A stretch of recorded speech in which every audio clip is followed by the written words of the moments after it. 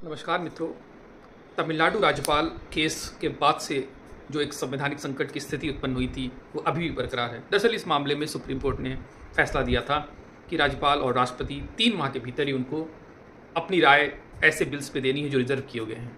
तब से ही एक क्राइसिस की स्थिति बनी हुई थी और अब इस संबंध में भारत की राष्ट्रपति द्रौपदी मुर्मू जी ने सुप्रीम कोर्ट से इस संबंध में 14 सवाल पूछे हैं अनुच्छेद 143 के प्रावधानों के तहत। यह एक्चुअली आर्टिकल 143 सुप्रीम कोर्ट का एडवाइजरी जुरिडिक्शन का प्रावधान करता है, एक सलाहकारी क्षेत्राधिकार।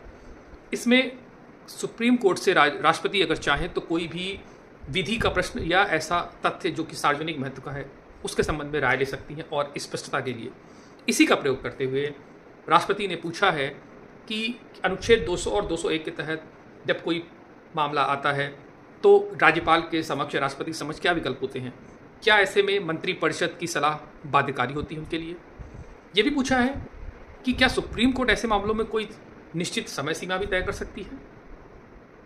साथ ही ये पूछा गया है कि अनुच्छेद 361 जो प्रावधान करता है कि राज्यपाल या राष्ट्रपति को उनके संवैधानिक कार्यों के लिए किसी भी कोर्ट में चैलेंज नहीं किया जा सकता, तो क्या ये उसका उल्लंघन नहीं है।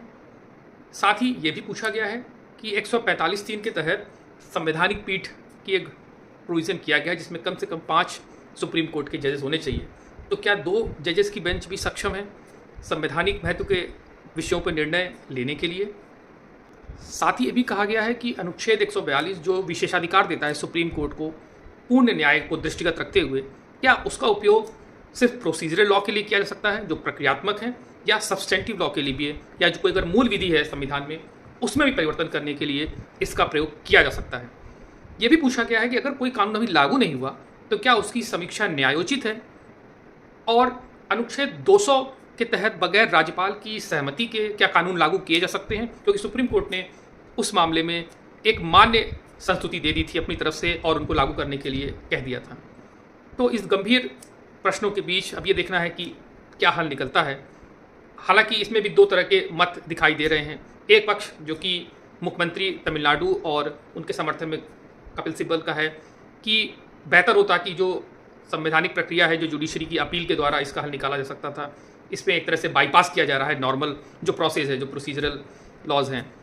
वहीं इसके एक दूसरा पक्ष है जिसमें पूर्व सुप्रीम कोर्ट के जस्टिस कौल का कहना है कि क्योंकि एक संवैधानिक संकट सा खड़ा हो रहा है तो ऐसे मामले में स्पष्ट राय लेना आवश्यक प्रतीत होता है। बहरहाल इस संबंध में आगे जो भी अपडेट्स होगी आपको देंगे। शुक्रिया।